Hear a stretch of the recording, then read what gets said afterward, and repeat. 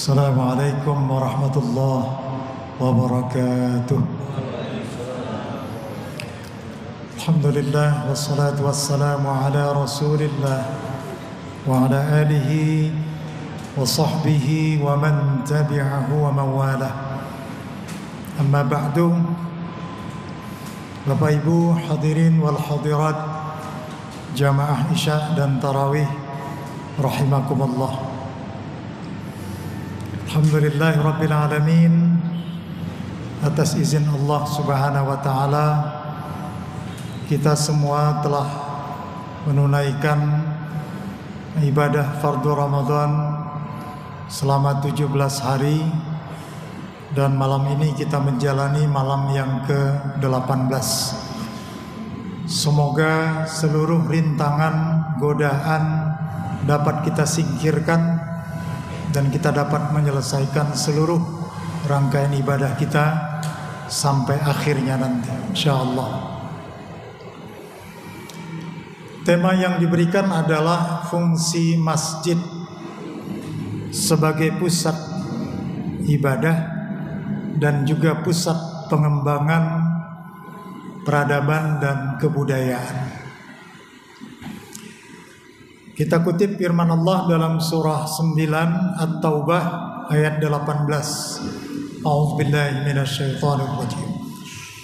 Innama ya'muru masajidallah man amana billah wal yawmil akhir wa aqamas salata wa ataz zakata wa lam yakhsha illallah fa'asa ulaika ayyakunu minal muhtadin.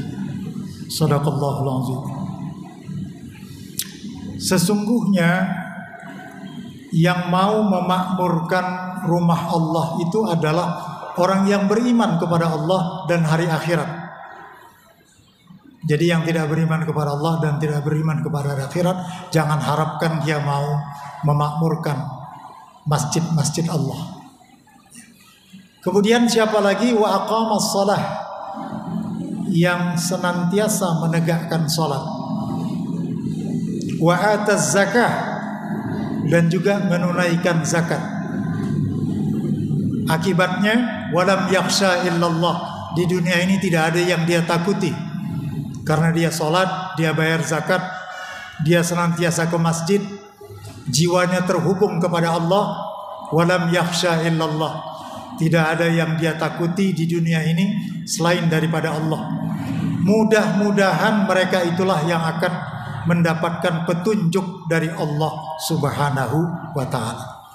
Bapak Ibu, mudah-mudahan kita yang hadir di masjid, meramaikan masjid, insya Allah mendapatkan hidayah dan petunjuk dari Allah Subhanahu wa ta'ala dalam hidup kita.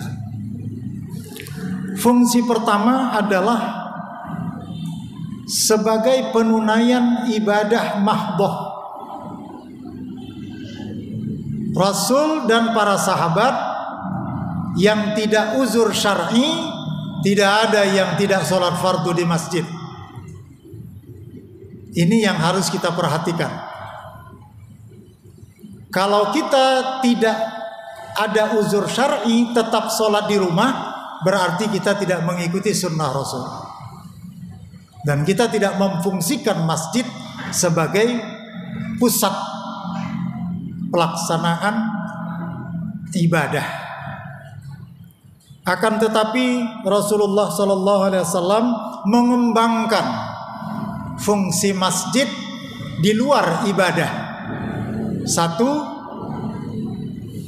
beliau di masjid pertama kali menginginkan adanya pasar di Madinah, maka ditunjuklah sahabat beliau yang bernama Abdurrahman bin Auf untuk membangun pasar, untuk menggantikan pasar Yahudi Bani Qainuqa yang sebelumnya sudah berkembang. Tetapi pasar Bani Qainuqa mengembangkan bisnis dengan basis riba. Maka kata Nabi, bangunlah pasar, bebaskan orang-orang untuk menempati tempat berdagang sehingga kaum muslimin bisa menjual harga di bawah harga orang-orang Yahudi. Oleh karena itu dalam sejarah 6 bulan pasar yang dibangun Rasulullah mampu mengalahkan pasar Yahudi Bani Kainuqa, karena Rasulullah menghindarkan aktivitas pasar dari unsur-unsur riba. Tapi sekarang kita belum mampu melepaskan diri sepenuhnya dari riba. Oleh karena itu ini merupakan tanggung jawab kita untuk mengembangkan nilai-nilai ekonomi itu di masa-masa yang akan datang. Beliau juga mengkonsolidasikan rencana peperangan dan menunjuk panglima perang dari masjid. Kalau sudah sampai saatnya perintah perang, itu juga dilakukan di masjid. Beliau mengumpul dan mendistribusikan zakat, infak, dan sedekah di masjid. Ini kelihatannya ibadah, tetapi sisi lain ada fungsi sosialnya. Maka Nabi pernah terlambat melaksanakan sholat asar, terlambat melaksanakan sholat maghrib karena ba'da asar membagi-bagikan, mendistribusikan zakat di masjid. Itu ada di dalam hadis, sampai-sampai Rasulullah terlambat dalam melaksanakan sholat karena mendistribusikan zakat. Ini menunjukkan bahwa masjid itu fungsinya adalah selain fungsi daripada ibadah makhluk tadi. Begitu juga Rasul mengurusi du'afa, fuqara, orang-orang yang tinggal di beranda bahagian belakang Masjid Nabawi yang disebut dengan Ahlus Suffah. Makannya Rasulullah yang memberikan, minumnya, pakaian, tentu bukan dari diri pribadi Rasulullah sendiri, tetapi Rasulullah mengajak di antara para sahabat-sahabat yang memiliki kelebihan untuk memperhatikan sahabat-sahabat yang miskin di Bani Kainuqa tersebut. Oleh karena itu, dari contoh Rasulullah mengembangkan masjid tidak hanya dalam fungsi ibadah, maka ini menjadi contoh bagi kita. Jika ingin masjid ideal, maka kita juga mengembangkan masjid dalam aspek-aspek yang lain. Contoh misalnya, masjid bisa membangun zona muamalah. Di zona muamalah itu mendapatkan kesempatan masyarakat untuk mengembangkan perdagangan. Bisa. Atau masjid memiliki baitul mal wa tamwil, memberikan modal pinjaman kepada para pedagang kecil untuk mengembangkan usahanya. Itu bisa diambil alih oleh masjid. Belakangan yang dikembangkan oleh Sandi Uno ada namanya bank infak. Dalam bentuk bank, orang-orang kaya mengumpulkan modalnya, kemudian dari bank infak itu diberikan pinjaman antara 1 sampai 2 juta, tapi tidak ada pengembalian. Artinya bunganya tidak ada. Mengapa dikatakan bank infak? Karena modalnya hasil infak, maka si pedagang tadi pun kalau dia sudah ada untung, dia diminta untuk berinfak. Insya Allah sekarang sudah lebih dari 60 kota yang dikembangkan oleh Sandi Uno, itu yang disebut dengan bank infak. Kami di Masjid Raya Bintaro Sektor 9 sudah menggulirkan 250 juta bank infak. Di samping Baitul Mal wa Tamwil, saya sendiri sebagai pengawas di Masjid Raya Bintaro Sektor 9, BMT, Baitul Mal wa Tamwil. Belakangan kami mengembangkan pasar amal. Bagaimana konsepnya? Bapak-bapak, ibu-ibu yang pakaian bekas, tas, sepatu, sepeda, mungkin juga motor, mobil yang tidak terpakai diinfakkan ke pasar amal. Oleh pasar amal ini dijual kepada publik. Kemudian hasilnya diberikan sepenuhnya untuk operasional masjid. Pertama launching selama 2 pekan, saya yang meresmikannya.